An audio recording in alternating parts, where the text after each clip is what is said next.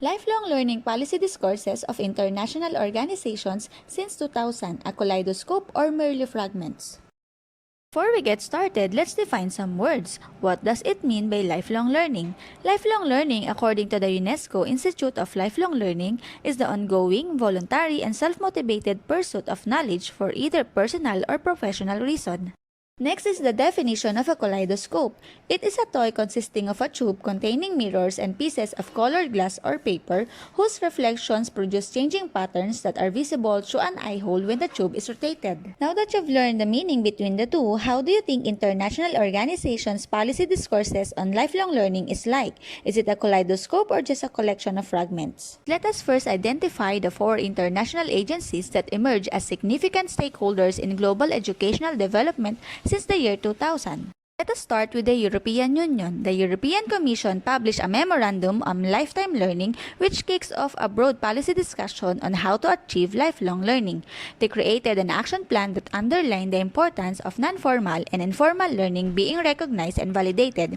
They also developed an electronic platform for adult learning with the goal of allowing professionals from all over the world to share content and knowledge connected to lifelong learning. OECD, or Organization for Economic Cooperation and Development. Their policy on lifelong learning highlighted the importance of collaboration and partnership between government, universities, ministries, and social partners in order to establish integrated human capital systems and achieve economic development goals. Its advocacy is for the individualization of lifelong learning. It stems from both the increasing demand for a more flexible labor force and the learner-centered idea of self-directed learning. The World Bank is a third international organization which hosted a global World Bank conference on lifetime learning with the goal of identifying policies for education and training systems as well as lifelong learning facilitation. Lastly is the United Nations Educational, Scientific, and Cultural Organization, or UNESCO. Their framework emphasizes the four pillars of learning and acknowledges the value of formal, non-formal, and informal learning.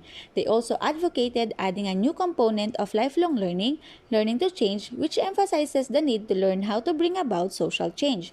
In today's fast-paced, constantly changing global economy, the forum provided a platform for sharing information and creative learning techniques, which is critical to moving the lifelong learning agenda forward. What is the relationship between a kaleidoscope and policy discourses on lifelong learning? In this context, the kaleidoscope's cylindrical form depicts the domain of strategic lifelong learning processes.